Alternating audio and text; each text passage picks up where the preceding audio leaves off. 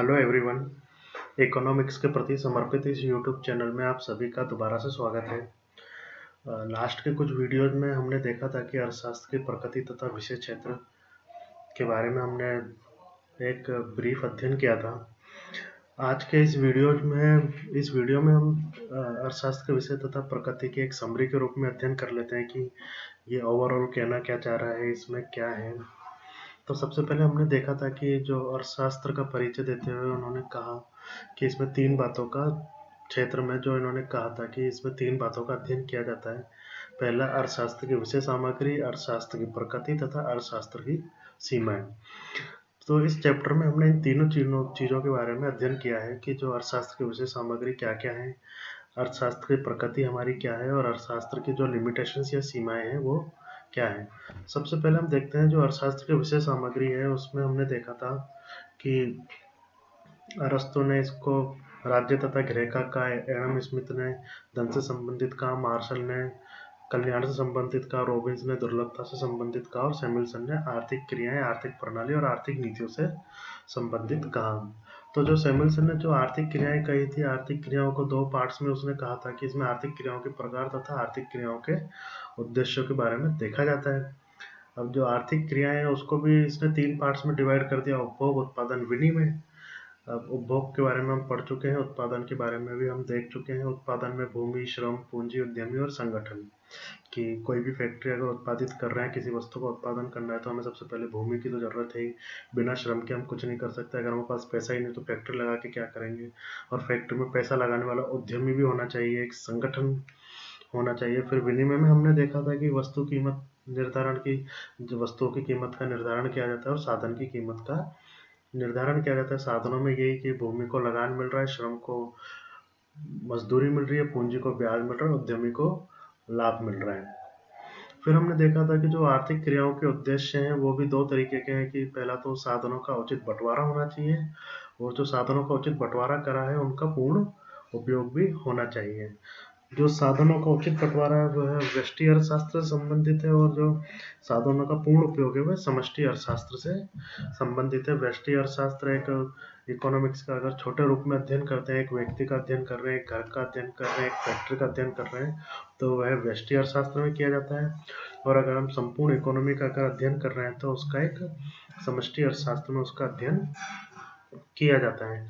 फिर हमने व्यष्टि अर्थशास्त्र की जो भी इसमें विषय क्षेत्र था वो देख लिया था। समष्टि अर्थशास्त्र का जो विषय क्षेत्र था मोटा मोटी वो हमने देख लिया था। फिर उसने सैमुअलसन ने आर्थिक प्रणालियों के बारे में बताया था कि फिर आर्थिक प्रणाली में पूंजीवादी, समाजवाद और मिश्रित अर्थव्यवस्था के बारे में हमने देख लिया था। जो पूंजीवाद है इसमें सरकार का हस्तक्षेप नहीं होता, लोग अपनी संपत्ति रख सकते हैं। समाजवाद में सरकार का हस्तक्षेप होता है, लोग अपनी निजी संपत्ति नहीं रख सकते। और जो मिश्रित अर्थव्यवस्था है वो इन दोनों से मिक्स के रूप में है या इन दोनों के बीच का रास्ता है कि कुछ चीज़ों में तो गवर्नमेंट का हस्तक्षेप होता है और कुछ के लिए लोग स्वतः ही करने के लिए स्वतंत्र होते हैं।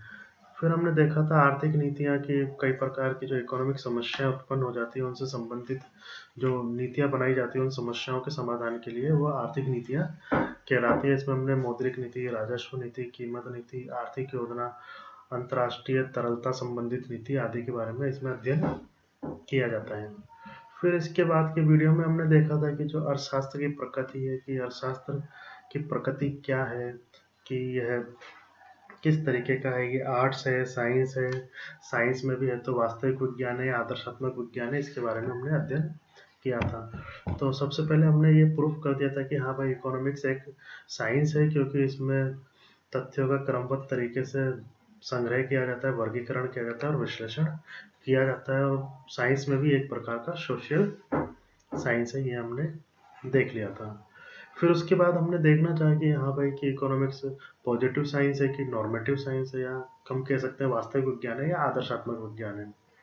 तो वास्तविक विज्ञान में क्या, कैसे और क्यों का अध्ययन किया जाता है, जबकि आदर्शात्मक विज्ञान में क्या होना चाहिए का अध्ययन किया जाता है। तो हमने ये दोनों ही चीज़ें देख ली थी कि हाँ भाई कि इसमें क्या, कैसे और क्यों का अध्ययन तो हम इकोनॉमिक्स में करते ही हैं, तथा क्या होना चाहिए इस चीज़ का भी हम इकोनॉमिक्स में अध्ययन करते हैं। तो हमने कहा था कि हाँ भाई इकोनॉमिक साइंस है और साइंस में भी आदर्शात्मक विज्ञान, तथा वास्तविक विज्ञान दोनों प्रकार का विज्ञान है। तो फिर हमने देखा था कि इकोनॉमिक्स आर्ट्स है या नहीं है।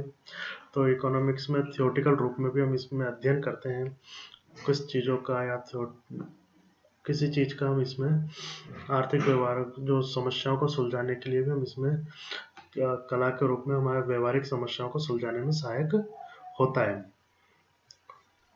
तो इसका भी हम तो लास्ट में हमने एक कंक्लूजन निकाल के कहा था कि भाई इकोनॉमिक्स साइंस तथा आर्ट्स दोनों ही है।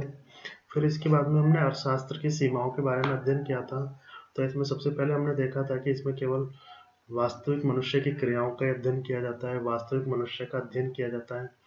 इसमें सामान्य मानव का अध्ययन किया जाता है, सामाजिक मनुष्य का अध्ययन किया जाता है, आर्थिक क्रियाओं का अध्ययन किया जाता है। फिर विज्ञान तथा कला दोनों प्रकार की चीज़ों का अध्ययन किया जाता है। आर्थिक नियम के बारे में इसमें हम अध्ययन करते हैं।